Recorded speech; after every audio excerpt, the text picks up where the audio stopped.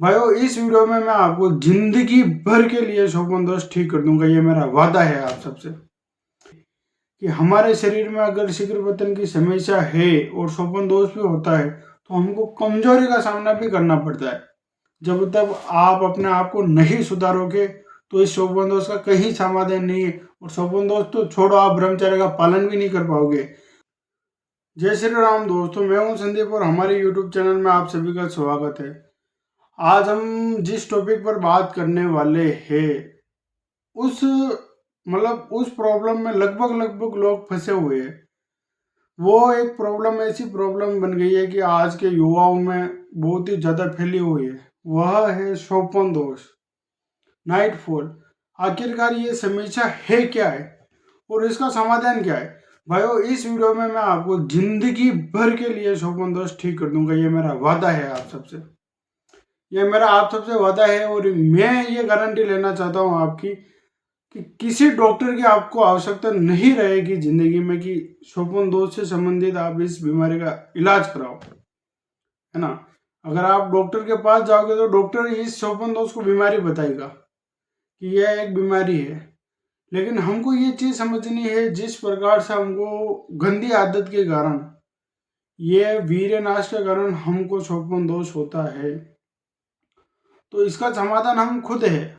और अपना ब्रह्मचर्य भी कठोर बना लोगे और शौपन दोष से भी आपको छुटकारा मिल जाएगा। लेकिन जो मैं आपको बातें बता रहा हूँ उस बात को समझना।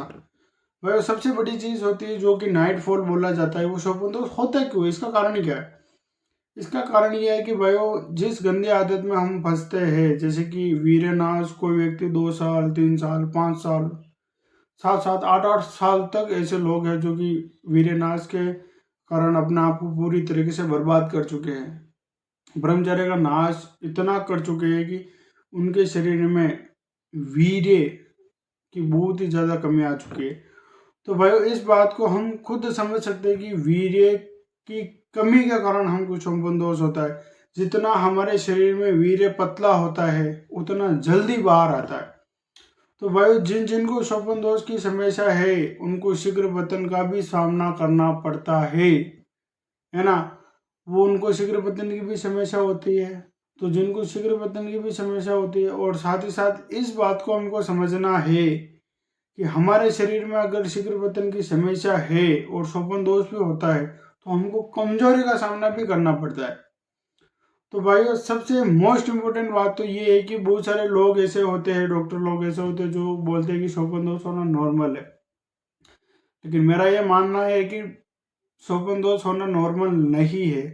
क्योंकि जिस प्रकार से ब्रह्मचर्य का पालन लोग करते हैं और उनको शौपन दोष होता है तो उनको कमजोरी का सामना करना पड़ता है। उनको आलस, थकान, जैसे कॉन्फिडेंस पावर की कमी, ये भी उनको फिर भी दिखाई देती है। मेरे को एक बंदे ने बताया था कि मेरे को भाई 1 साल से भी ज़्यादा ब्रह्मचर्य के हो चुके हैं, मैं ब्रह्मचर्य का पालन कर रहा हूँ, लेकिन मेरे को कमजोरी, थकान, आलस अभी भी बने रहते हैं। मैं मेरे को आधा फायदा ही हुआ है। ऐसा क्यों? तो उसका सबसे बड़ा कारण यही निकला कि उसको एक एक महीने में 3 से 4 बार, कभी कभी 7 से 8 बार भी शौपन दोष हो जाता था, है ना। तो भाइयों सबसे बड़ी चीज हमको ये समझनी है कि शौपन दोष हमारे शरीर में, जब भी शौपन दोष ज्यादा होता है तो हमारे शरीर में कमजोरी आती ही आती है ना। तो हमको ये समझना है कि शौपन दोष का समाधान हम खुद कर सकते हैं, है ना। वो अब कैसे करना है वो इस वीडियो के अंत तक बने रहना। मैं आपको 7 बातें ऐसी बताऊंगा जिनका आपको ध्यान रखना है और साथ ही साथ इस चीज का समाधान आप खुद कर सकते हो या आप वीडियो के अंत में अपने आप सीख जाओगे। तो चलिए, सबसे पहली चीज को आपको ध्यान में रखनी है वो है रात को जल्दी सोए, है ना, तथा नींद अच्छी लेवे। रात को जल्दी सोए। अब रात को क्या समय रखे जैसे कि आपको शौपन दोष ना होवे, तो भाई आपको कम से कम बता रहा हूँ, कम से कम 10 बजे से पहले पहले आपको सो जाना है। और 9 बजे से पहले पहले आप सो जाओ तो और ज्यादा बेटर। जितना ज्यादा बेटर है आपके लिए कि वो है 9 बजे तक आप सो जाओ ना, तो आपके लिए बेटर है। और सुबह कम से कम आप 5 बजे से पहले पहले उठो। और 5 बजे अगर पहले ना उठ पाओ तो भाइयों ये आपके लिए बहुत बड़ा शत्रु बन जाएगा शोभन दोष का।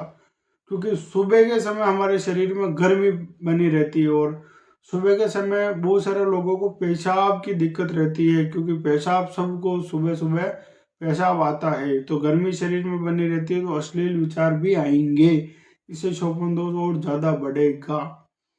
तो इस बात को हमको समझना है कि सुबह आप 5 बजे से पहले उठो। दूसरी बात आपको ध्यान में रखनी है वो है नियमित भोजन करें। आपको बिल्कुल मीडियम भोजन करना है। रात के समय जब भी आप खाना खाओ, आपको खाना खाना है 7 बजे से पहले पहले। 6 से 6:30 तक अगर आप खाना खा लो तो आप खुद बीमारी का समाधान आप ढूंढ सकते हो भाई। हर बीमारी का समाधान हो जाएगा। जो मैं तरीके बता रहा हूँ वो तरीके आपके शरीर को इतना हेल्दी बना देंगे कि आप खुद हैरान हो जाओगे कि आखिरकार इतने अच्छे अच्छे तरीके। तो इस बात को समझना है कि मीडियम भोजन करना है और 6:30 तक आप खाना खा लो तो आपके लिए बहुत ज़्यादा बेटर है ना। और खाना आपको मीडियम खाना है ना।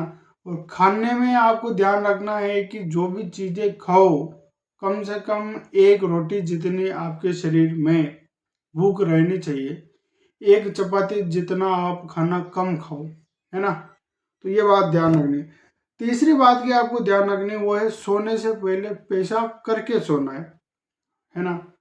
तो आप रात के समय आप पेशाब करके सो जाओ। इससे बेटर ये है कि आपको शोपन दोष ना होगा, क्योंकि पेशाब अगर नहीं करोगे तो पेनिस पर दबाव बना रहेगा, इससे आपको शोपन दोष हो सकता है ना। चौथी बात की अगर हम ध्यान में रखनी है, चौथी बात वो है ढीले कपड़े पहने। आपको कपड़े बिल्कुल लाइटिंग पहनने हैं, ऐसे जैसे कि आप नाइटी पहन सकते हो। ऐसे कपड़े पहनो जो कि हल्के हो। जींस में आपको नहीं सोना है, कभी भी ध्यान रखना है कि टाइट कपड़े पहनकर आपको नहीं सोना है। जितना टाइट कपड़ा पहनोगे उतना आपको दिक्कत बनी रहेगी, है ना। पांचवे अगर आपको बात ध्यान में रखनी है वो है रात के समय मसालेदार या ज्यादा खट्टा या ज्यादा चाय का सेवन ना करें। मतलब अगर दही खाते हो तो बहुत ज़्यादा खट्टा है तो रात के समय आपको नहीं खाना है। अगर आप छाछ का सेवन करते हो शाम के समय तो खट्टी छाछ बिल्कुल ना खाए और चाय ना पिए रात के समय में। और चाय और इनका सेवन तो बिल्कुल कम से कम करो, क्योंकि चाय वीर्य को पतला बनाती है। तो आपको चाय दिन में पीनी चाहिए। चाय लस्ट ज़्यादा से ज़्यादा आप 3 बार लस्ट, इससे ज़्यादा आप चाय ना पियो तो और अच्छा है। तो इस बात को आपको समझना है कि आप समाधान खुद कर सकते हो। और आपको अगर बहुत ज़्यादा शोपन दोष होता है, महीने में 6 से 7 बार 8 8 बार भी शोपन दोष होता है, तो भाई वो पूरी तरीके से ठीक कितने दिन में होगा वो भी मैं आपको बताऊंगा, है ना।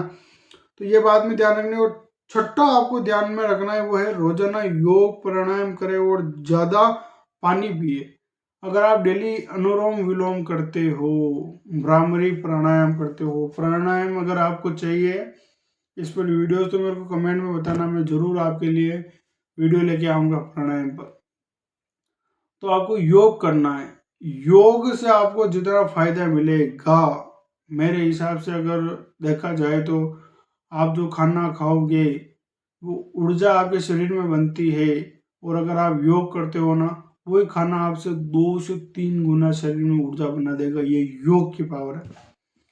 जहाँ पे मेडिकल साइंस की खत्म हो जाती है पूरी की पूरी कोशिश कि अब हम ठीक नहीं कर सकते, वहां से योग की शुरुआत होती है। भाइयों ये साइंस वगैरह तो अभी से चली है, योग प्राचीन समय से कितनी सैकड़ों सालों से लोग करते आ रहे। बड़े बड़े ऋषि मुनि है जो योग के माध्यम पर अपने आप को इतना पावरफुल बना लेते थे कि उनको भविष्य ध्यान में पड़ जाता था कि आने वाला भविष्य क्या है। तो भाई योग प्राणायाम करें। और सबसे मोस्ट इम्पोर्टेंट सातवां है वो है ब्रह्मचर्य का पालन करें और अश्लील वीडियो से बचे जिनके कारण आप बर्बाद हो रहे हो। अगर आप अश्लील वीडियो देखना बिल्कुल बंद कर देते हो तो 99% आपके शोपन दोष खत्म हो जाएगा। 99% आप 99% मात्र अश्लील वीडियो से बच जाओगे। क्योंकि शोपन दोष होना माइंड में अश्लील विचार आना। रात के समय आपको ऐसा लगेगा कि मैं किसी लड़की के साथ में सोया हूँ, किसी स्त्री के साथ में मैं संबंध बना रहा हूँ, यह होता है शोभन दोष।